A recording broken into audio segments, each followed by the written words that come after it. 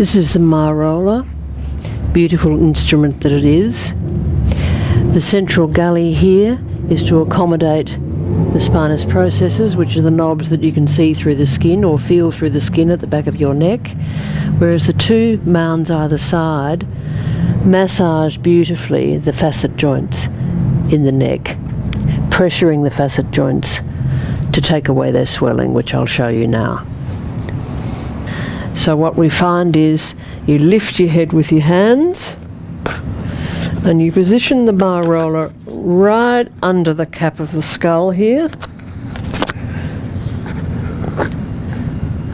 Remember, the neck starts much higher than you think, about the level of the top of the ear.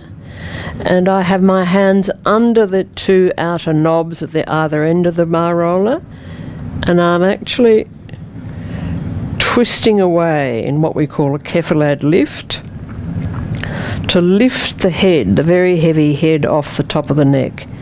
Now remember, the head is very heavy, about 11 pounds.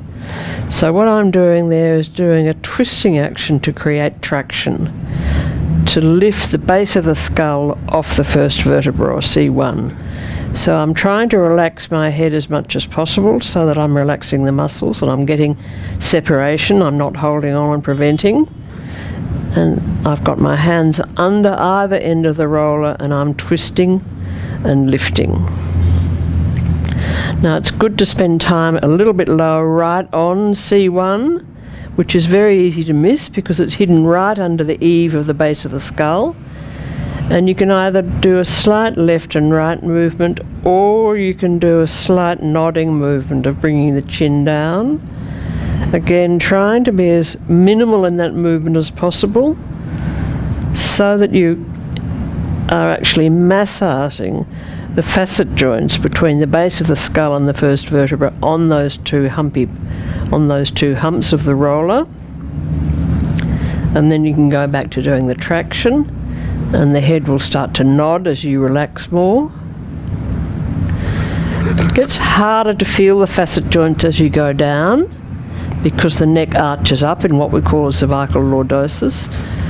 So then the way to treat the facet joints is to roll your neck over onto them.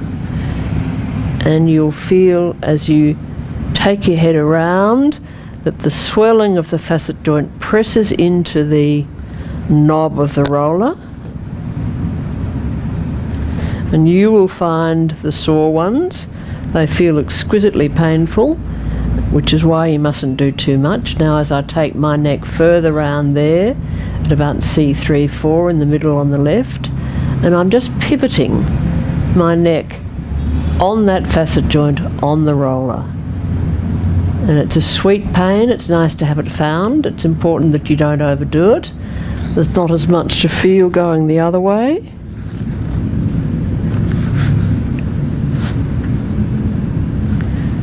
And then you can come back to centre, and you can try and give some traction to the middle part of the neck as well.